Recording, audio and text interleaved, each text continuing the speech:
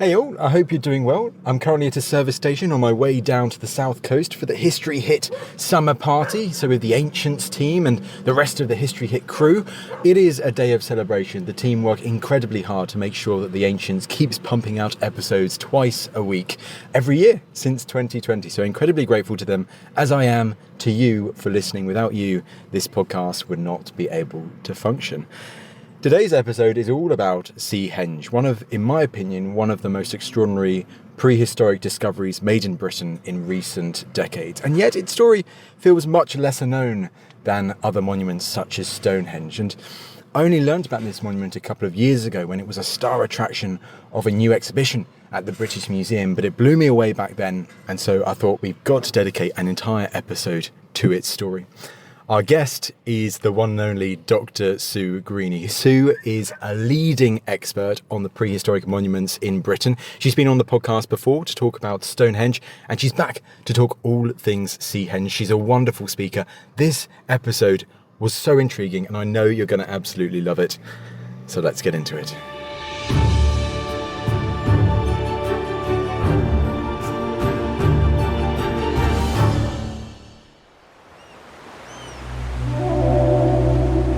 In 1998, an extraordinary discovery was made along Holme Beach in North Norfolk. The remains of 4,000-year-old wooden posts, a prehistoric timber circle that had been hidden beneath the sands for millennia and was incredibly well preserved. The name Seahenge quickly stuck, linking it to the infinitely famous Stonehenge. To have a wooden monument survive 4 millennia is extremely rare. Seahenge is one of Britain's greatest archaeological discoveries of recent decades, and yet its story feels little known. Today we're going to address that. This is the story of Seahenge with our guest, Dr. Sue Greene. Sue, it is such a pleasure to have you back on the podcast. Oh, thank you. It's great to be here. Last time we did all things Stonehenge, largely in the Neolithic period, didn't we? Today we're talking all about Seahenge, which feels a bit more mysterious, but it's intrigued me ever since I saw this, or parts of it, at the World of Stonehenge exhibition at the British Museum a few years ago. My first question has to be, what exactly is Seahenge? Seahenge is actually a bit of a misnomer because it's not really a henge, a bit like Stonehenge. It's a name that was given to the site when it was discovered by the local papers, and it's stuck. Actually, what it is a timber circle, a very small timber circle. And it was discovered in 1998 off the north coast of Norfolk when some sands and peats had been washed away by the sea, and it sort of suddenly got noticed that it was there. And then it was excavated the following year. So the name Seahenge, often by archaeologists, we prefer to call it Holme 1 Timber Circle, which isn't quite so evocative. So it's not a henge at all, is it? But it was found near the sea. The sea part is at least a little bit accurate. It is fairly accurate. When it was built, it would have been more inland than how it was discovered. It was actually discovered in the tidal zone, kind of eroding out of the sediments. But when it was built, it would have been slightly more inland and actually in a kind of freshwater, wet area just behind a load of sand dunes. Yes, can you tell us a bit about the whole discovery of Seahenge? Because it feels quite recent. It's not like Stonehenge that's been known for centuries. Seahenge is quite a recent phenomenon. That's right. It was possibly known about in the late 1980s. Local people had seen these timbers, but people thought maybe it was a shipwreck or, something fairly modern. But it wasn't until 1998 when a local man, John Lorimer, managed to identify it and reported it to the local Norfolk Archaeology Service. And they came out to have a look and said, no, this is really significant. This is important. And it's actually quite a small timber circle. It's only 6-7 meters across. So we're talking about, not something enormous that would be visible from miles away, but you'd really have to stumble across it and look at it carefully to know that it was a circle. And is it really remarkable that a timber circle, of all things, has survived down through thousands of years? Yeah, and that's why it's really exciting as a monument, because we so rarely get timbers preserved from this period of prehistory. There were really unusual conditions where very soon after it was constructed, it got covered by peat and other sediments. And that meant it was in an anaerobic condition, which means that the timber's preserved, whereas every other timber monument we have from this period and earlier only survives as post holes. Sometimes we get the odd trace of a tiny bit of post in the bottom of a hole, but really to have the actual timbers surviving and surviving above ground, as in the bit that would have been visible in prehistory is still visible to us today is really astonishing. And so it can tell us so much about people's prehistoric attitudes to wood and to timber and what these monuments actually look like above ground. And how long was it after the discovery, after the reporting of this monument, did it take for research to start going on Seahenge and then figuring out things like how old this monument actually was? Yeah, so there was an initial evaluation shortly after the discovery, which took place in late 1998, and that established that it was definitely a prehistoric timber circle. And then a full excavation was planned the following year. It was quite controversial at the time because some people, particularly local people, wanted to keep it, but it was actively eroding out of the peat. And you could see that the seawater and the inundations and the tides were just destroying the timbers. There was actually 2 timber circles. Holm 1 is Seahenge. There was another one, Holm 2, which was left in situ. And it was in far worse preservation conditions, and it was excavated, but it was left in situ rather than being removed.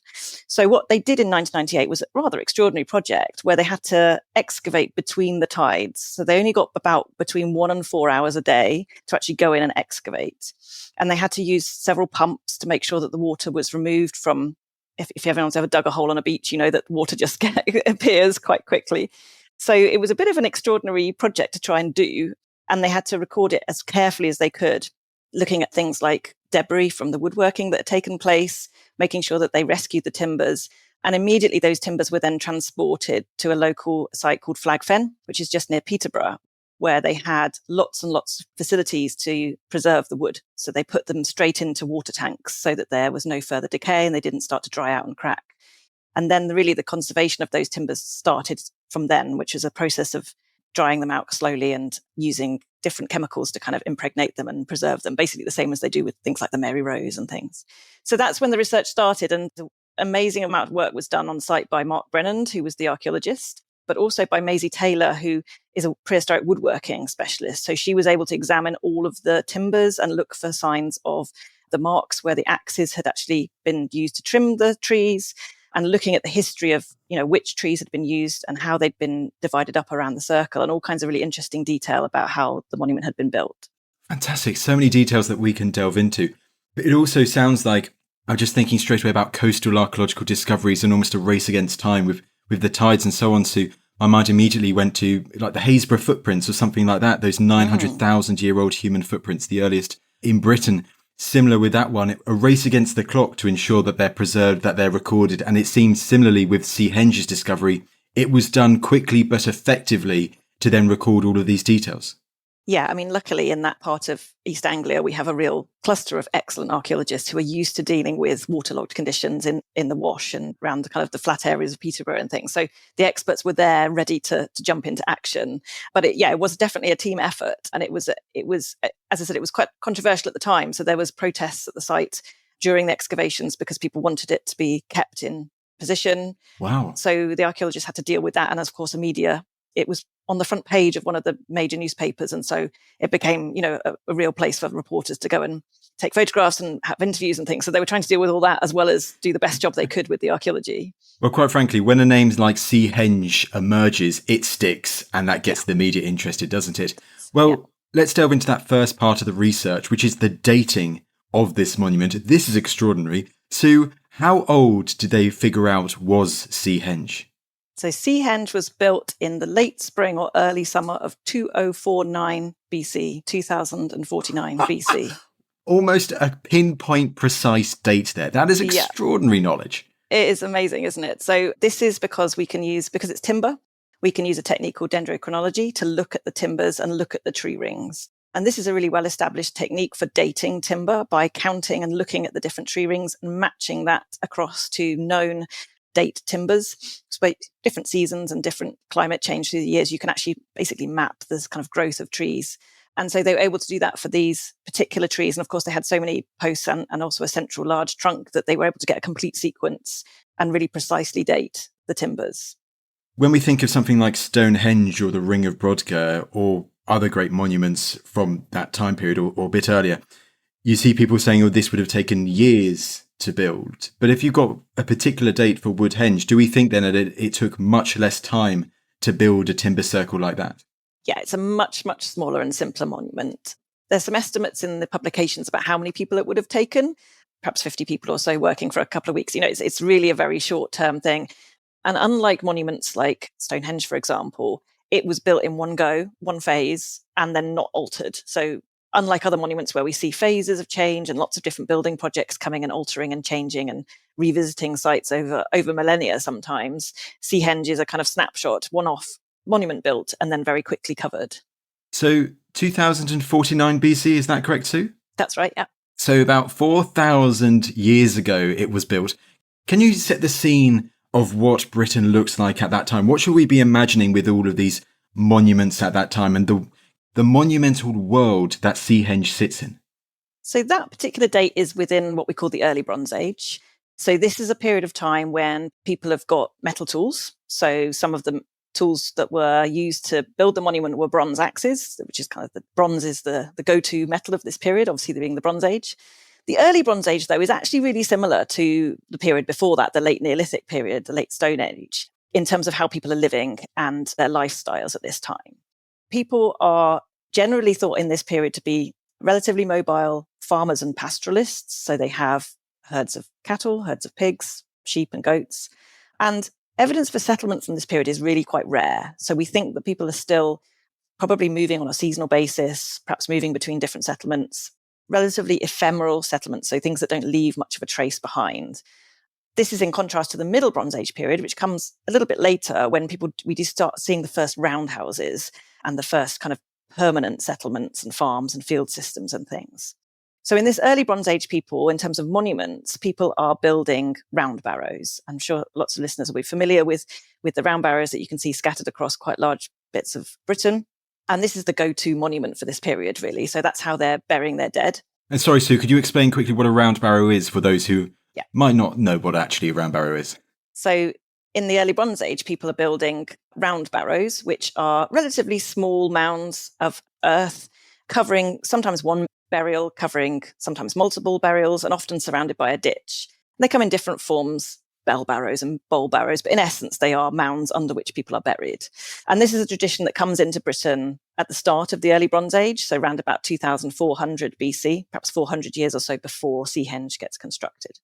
And at that time, we have a big shift in what happens in Britain. So although the lifestyles stay the same and the kind of the farming and the livestock and the mobility stays quite similar, we have new people coming into Britain at that time from the continent. So this is what often get called the beaker people or the beaker folk.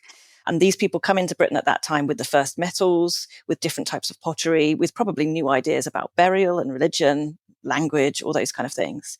And so what you're seeing in terms of the people who built Seahenge is about 400 years after that period of immigration, when people are much more connected with the continent and they are making things like beaker pottery and they're burying their dead under round barrows. And by that point, about 2000 BC, people are fairly well integrated. That immigration has happened. The people are kind of quite a mixed population and fairly settled in terms of kind of their lifestyle. And so in regards to the monumentality, so you have the round barrows, you have these new people who have come in a few centuries before Seahenge is built. The landscape of Britain at that time, would there have still been stone circles and timber circles in use? Because normally you would think with stone and timber circles, you think the Neolithic, you think the end of the Stone Age. But of course, this is the early Bronze Age. But would people going around the UK at that time, would timber circles, stone circles still be very recognisable points in the landscape? Certainly, yes. So in the late Neolithic period in particular, there was a whole load of stone and earth and timber monuments constructed across much of Britain. And these would have been still known about and still present in the landscape. Timber circles were built in that period as well. So particularly large timber circles and also things we call palisaded enclosures, which are great big areas of land surrounded by thousands of posts, which we can talk about a bit later. So yes, timber monuments and stone monuments would have been present and known about in the landscape. The interesting thing about timber monuments is, of course, they don't last.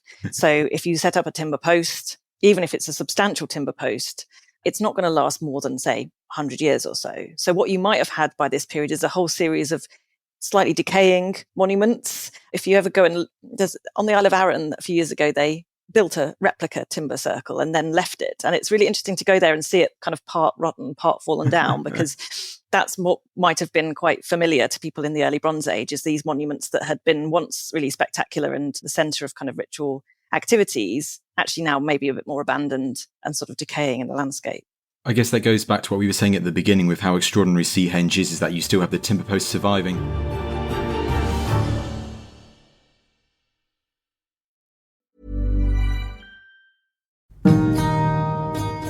I'm Professor Susanna Lipscomb, and on Not Just the Tudors from History Hit, we do admittedly cover quite a lot of Tudors, from the rise of Henry VII to the death of Henry VIII, from Anne Boleyn to her daughter Elizabeth I. But we also do lots that's not Tudors: murderers, mistresses, pirates and witches. Clues in the title, really. So follow Not Just the Tudors from History Hit, wherever you get your podcasts.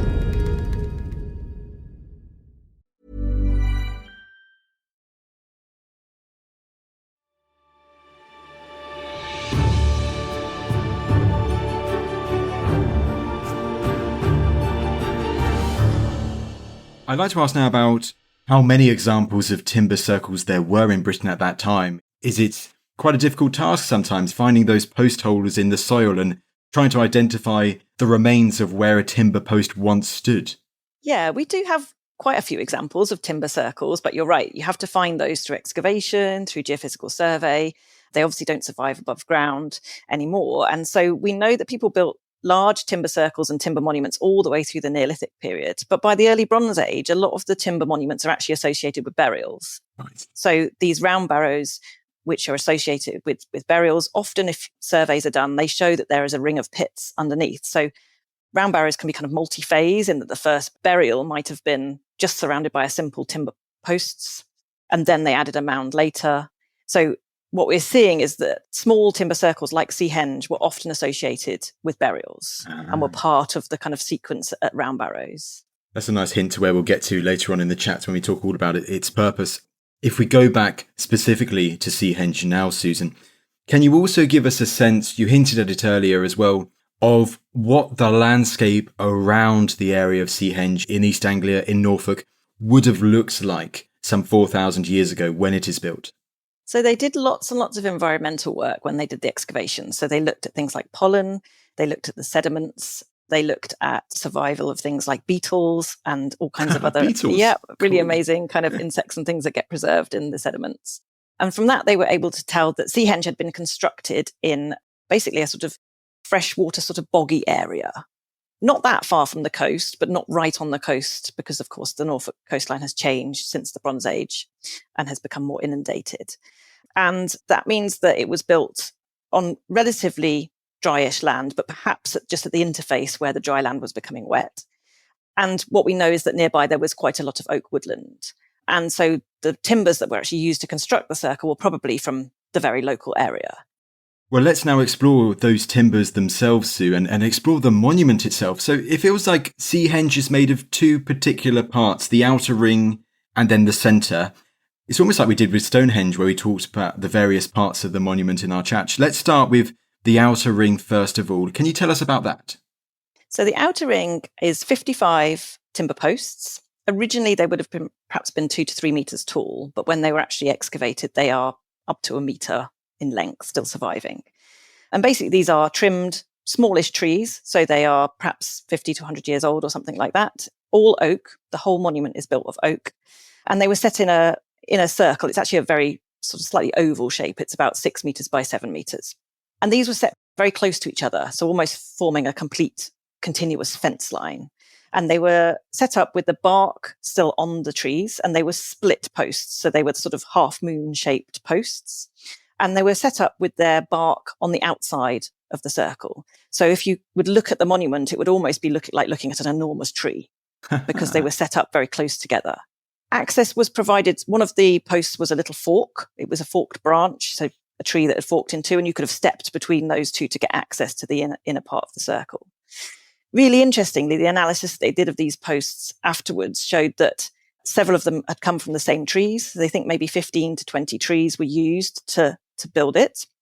And some of the timber posts were the same timber, the same tree as the one that ended up in the middle, which we'll talk about in a minute. So it's a really interesting thing in that some archaeologists have suggested that this was almost like setting up a recreation of a tree with the bark on the inside and the bark on the outside and the bare wood on the inside. and that stepping into this circle would have been a bit like stepping into a tree, which is quite fun. And is there a ditch or anything outside of this ring of trees or anything like that, like with Stonehenge? No, they carefully looked for evidence of a ditch when they did the excavations or a bank or anything. They didn't find any evidence for that. So it looks like it was simply just freestanding. They're just digging holes down to take the posts and then setting them upright. It's also so interesting, because mentioned Stonehenge there, that there's always the talk about where particular stones came from and people now being able to kind of pinpoint particular locations where the stones were sourced. If you're saying that the wood for these timbers seem to have been largely from the same trees or only a few trees, is it different with dendrochronology? Can we not pinpoint exactly which prehistoric forest they came from or how far away they came from? Or is that just information we can't ascertain? Yeah, unfortunately, there's no techniques for doing that. But handily, these particular trees were noted to be really gnarled and quite kind of irregular in shape. And the idea is actually that these trees were being affected by seawater. So these trees were not necessarily the healthiest oak trees, but they had been basically kind of had their growth stunted and a bit more kind of affected by sea. So the point when they were constructing this timber circle was probably one of landscape change, was probably one where the coast was changing and that established oak woodlands were perhaps being inundated for the first time or in the lifetime of the people that were building the monument. And that's one idea again about, are they building this in response to that change? And so that's why we think the trees came from very locally, because they've got this effect, which suggests that they're being impacted by seawater. So this is my favourite part of the whole story of Seahenge, which is if we now go to the centre of the monument and this bizarre piece of timber right in the middle. Sue, what is this? So really interestingly, what they put into the middle of this timber circle was an upside down tree. So they took the base of a tree with all the roots and things. So we think this is a tree that had fallen over or perhaps been felled by pulling it down. So perhaps in a storm or something like that. And they put it upside down in a great big pit in the middle. So what you would have seen stepping into that space would have been a tangle of roots and basically the bit of a tree that you never normally see, which is the bit that would have been below ground. This is really exciting because if we just found this as a normal archaeology site, we'd have just found a big pit. We wouldn't have been able to know that they were putting a tree upside down in the middle of a timber circle. So it's really evocative and it's really kind of makes you think, well, why on earth were they doing that? Why did they invert this tree? It's a very odd thing to do. And we can begin to speculate about why they might have done that and why this particular tree. But yeah, that's what they set up in the middle. And I'm trying to picture it as well, like roots going everywhere, like curly hair, just looking really bizarre and weird, to many people who may well not have seen anything like that before. The big question then, Sue, what are some of the theories? Why did they decide to put an upside down tree, roots and all, in the centre of this timber circle? Well, it's a really difficult question to answer because we can't really get into the mindsets of somebody in the Bronze Age. But if you think about it being an inversion of a tree, you're basically sort of thinking about the underworld and thinking about below ground. So perhaps it was some way of kind of communicating with the underworld or representing the underworld. People would have seen these kind of roots quite commonly. When trees blow over in a forest, you get what we call a tree throw, which is when trees fall over and they bring up lots of material and you can see all the roots.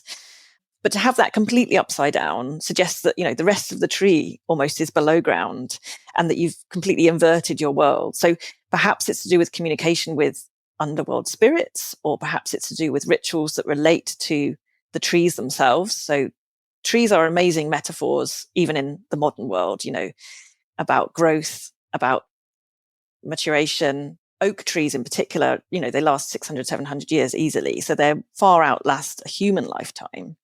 So trees are like really significant for prehistoric people. I mean, people have even suggested that the Stone Age, for example, should be called the Wood Age, just because wood and managing woodland and using wood in lots of different ways for fuel, for tools, for building structures would have been, an everyday thing. You would have been highly kind of attuned to the properties of trees, the properties of different species of trees and what their capabilities were. So perhaps this was a known tree, perhaps this was a landmark tree. Often trees mark places or mark routeways. So perhaps this was a special tree that was particularly important to the people of this area. Perhaps it was felled in a storm. Perhaps, it was taken down deliberately, but maybe that tree, was known and was inverted for some some ritual purpose. But it is quite difficult to know exactly why it was done. Might start having to position people to recall the Stone Age to the Stone, Wood and Bone Age, but maybe that doesn't quite roll off the tongue the same way.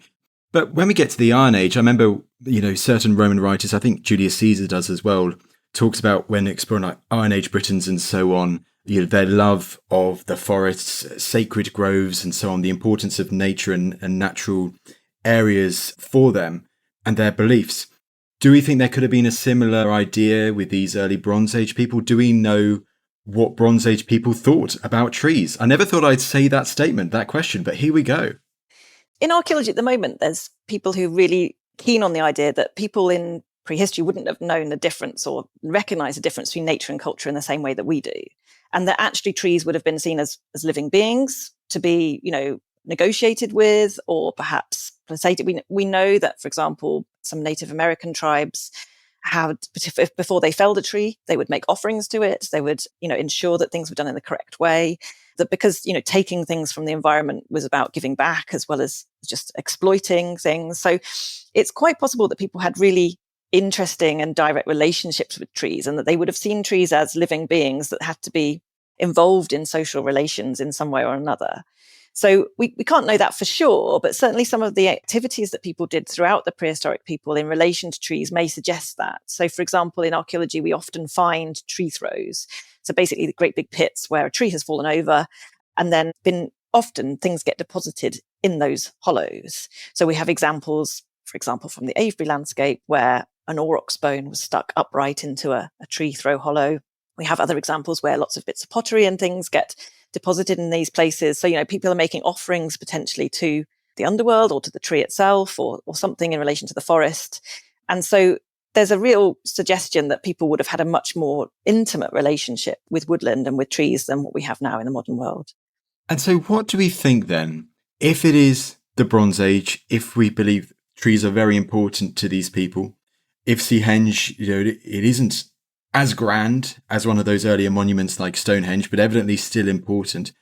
What do we think was then the purpose or purposes of the timber circle to Seahenge? So the original excavators suggested that potentially it was somewhere that was used for burial. And in fact, they suggested that the upturned tree, the roots could have been a platform on which excarnation could have happened. So excarnation being when you lay out the dead body and it can be a place where it decays or gets cleaned by birds and things, that it may have been a burial monument or a monument somehow involved in the funerary activity. But we don't actually have any direct evidence for that. There's no human bones from the site. We don't have any of the evidence that was taking place. But there is a suggestion that maybe this is to do with life and death. And it's that idea of the tree being a metaphor for kind of life and death. And we know that in this period, people were using wooden coffins in some of the brown barrows elsewhere in the country. People were hollowing out logs to put their dead into. And so trees, or perhaps even the interior of trees, may have been seen as a place where people went when they died or where they came from before birth.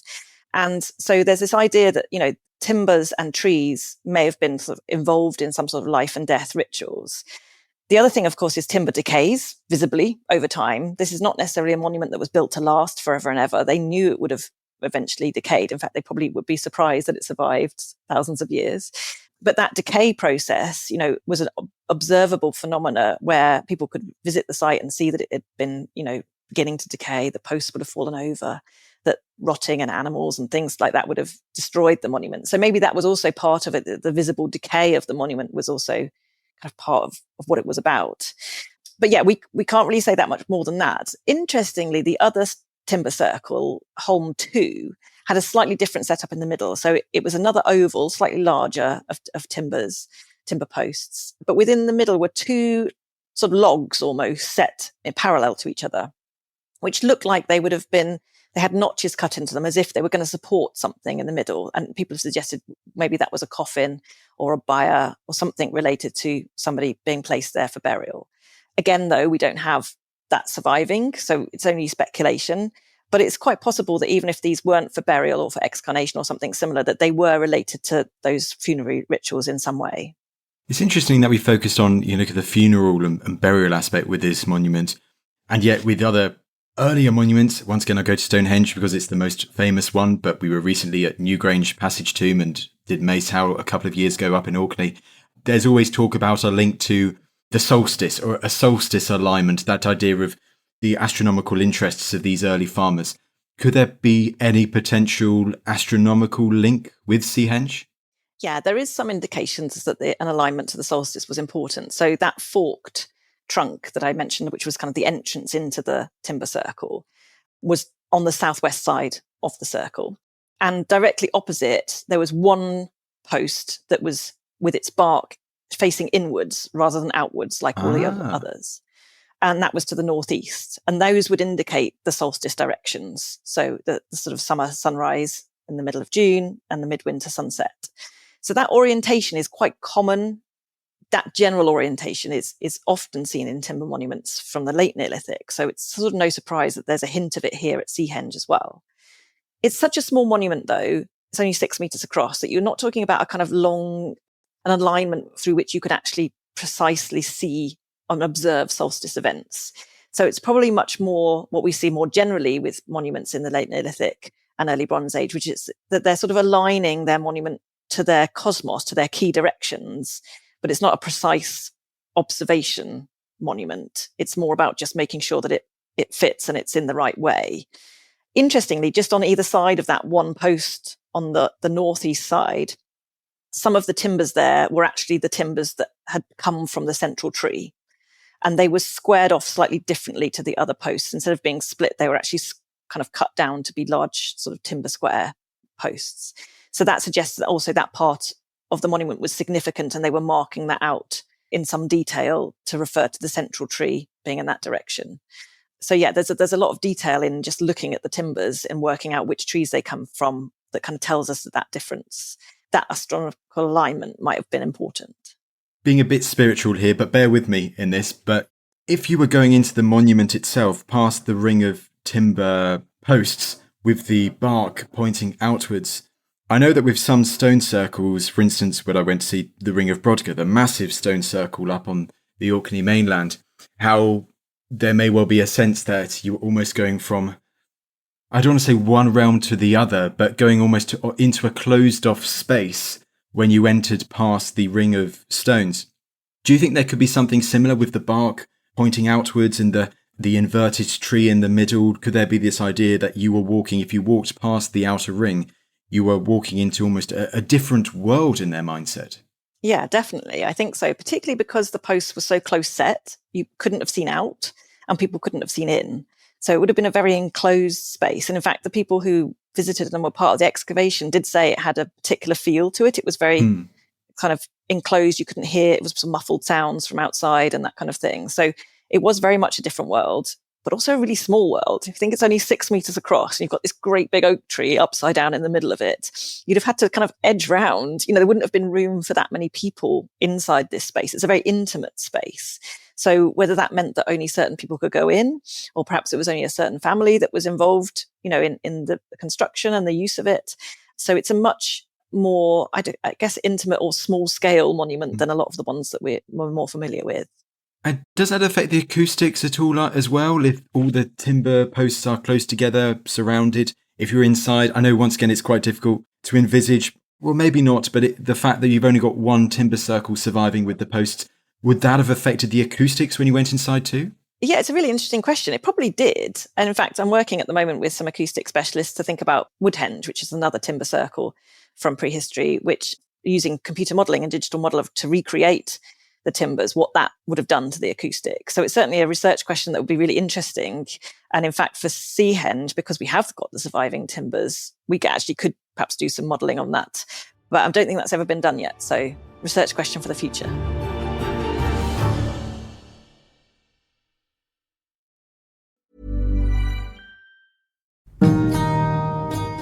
I'm Professor Susanna Lipscomb, and on Not Just the Tudors from History Hit, we do admittedly cover quite a lot of Tudors, from the rise of Henry VII to the death of Henry VIII, from Anne Boleyn to her daughter Elizabeth I.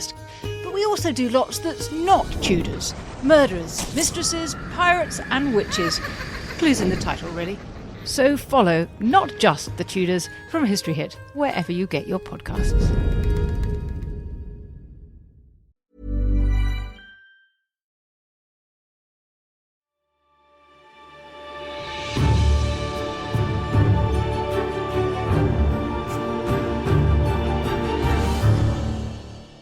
So the people themselves, do we know much about the community that built Seahenge some 4,000 years ago?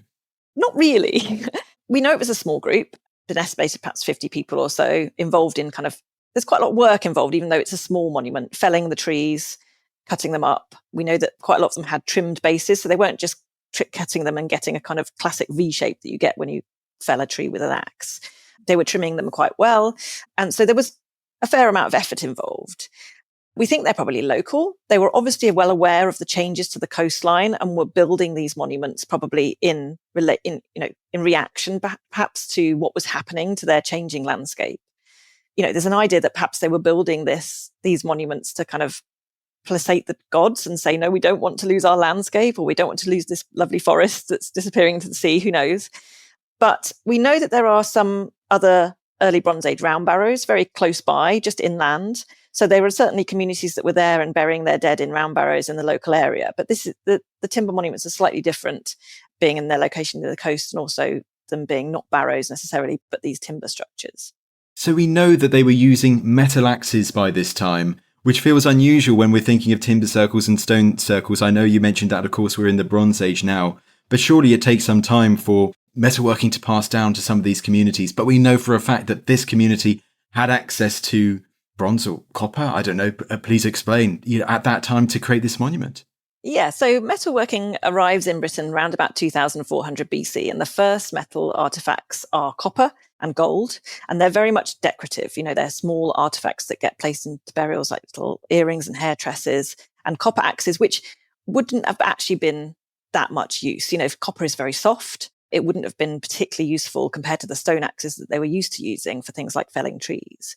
But by this period, around about 2200 BC, people perfect the art of making really good bronze, and they're combining copper with tin from places like Cornwall. And in fact, Britain is really at the forefront of bronze production at that point, and it goes sort of then back across Europe in a wave of kind of innovation. So by 2000 BC-ish, which is when Seahenge is constructed, they have really perfected making very, very good tools out of bronze, and they really stopped using stone axes at all. They were still using flint to make small artifacts, small scrapers and arrowheads and things. But for axes, they'd switched entirely to bronze. Because even if the trees that they use, there's examples of some sea rot, you would still need a bronze axe rather than a copper axe to fell a mighty oak tree or something like that. It's much more efficient and much quicker. Yeah, the tools are sharper and easier to sharpen themselves. And also to recap what you said there as well, Sue, so although there is another timber circle right next to Seahenge, we don't think that this was part of a larger monumental complex like maybe what we see near Stonehenge. And maybe we shouldn't be imagining timber circles lining the East Anglian coastline of today that are yet to be discovered. Yes, certainly. It's not part of a larger complex of monuments as far as we know. I suspect there were a lot more timber monuments than we know about, obviously just because of the difficulties of them disappearing. So we've got a kind of fairly unique situation here where they've survived and then been revealed by erosion. So yeah, but they don't seem to be part of, as we say, kind of monument complexes elsewhere where you get lots and lots of monuments being built over a long period of time. And so if Seahenge is constructed some 4,000 years ago, but right at the end of this age of great timber and stone circles, what do we think happens to it if, wood does decay, in the grand scheme of things, not very long after it's built? Yeah, so in these examples, if they'd been on dry land, it may be that people would have come back to them and buried somebody there, erected a barrow over the top of them, by mounding up the earth over the timbers. Once they decayed, perhaps, that would be a kind of typical sequence we might see. But here, quite unusually, there was very quickly, the area was inundated with seawater, with sediments and with peats, which meant that the timbers got preserved. So it's around about this time that really people stopped building great big monuments. And in fact, these are typical of this period in that they're small scale. They're much more kind of community scale monuments rather than great big henges and great big stone circles that perhaps people were used to building in the previous period in the late Neolithic. So this is in a way typical of that much smaller scale focus on monuments being a family or a small community endeavor rather than large communal projects. Have there been any discoveries of tools or bones or anything within Seahenge, within its vicinity, within its area, or was it just the timber posts that have survived? And of course, the inverted tree stump in the middle. Yeah, so there wasn't that much found when they excavated. They found quite a few wood chips, so they could see where the timbers had actually been shaped and worked. They found some pottery from the early Bronze Age, just a few sherds. Really interestingly, in the base of the tree trunk, I should have said this before, but the tree trunk had actually got 2 holes bored into it to facilitate pulling it along, to drag it from wherever it was growing. Wow. And within those holes was preserved 2 considerable lengths of honeysuckle rope. So rope that had been made by twisting together strands of honeysuckle and which had been used to drag the tree into position. So again, a really interesting preservation of something organic that we wouldn't normally see, but shows the kind of technologies and things that people were using at that time. But other than that, it is quite an empty monument. It doesn't seem to have been a place where people were depositing animal bones or human bones particularly. It's probably something that was only in use for a very short period of time anyway, but it seems to be a place not for deposition of offerings or anything like that, but very much about just the tree and that experience of the life and death of the tree. I'm so glad you mentioned the rope there, because of course that's the other big thing that we need to think about, isn't it? It's how they transported the big planks of wood, the big trunks, to the place where they ultimately set up the monuments, like we do with the stone circles. That's extraordinary that you have that organic rope material surviving as well. Yeah, and actually, East Anglia is great for this kind of preservation because there's been a site, you've probably heard of it, Must Farm, not far from Peterborough, where excavations have taken place over the last few years. And there, because the houses, these are Middle Bronze Age, so slightly later than Seahenge, because of the way that they burnt down and then basically landed in water, they've been preserved. And we've got amazing preservation there, wooden tools, wooden bowls, textiles, amazingly fine textiles that people are making out of things like nettle and hemp. Just really shows you the kind of missing majority of archaeologically what we miss really from most of our sites, where all of these organic materials don't survive.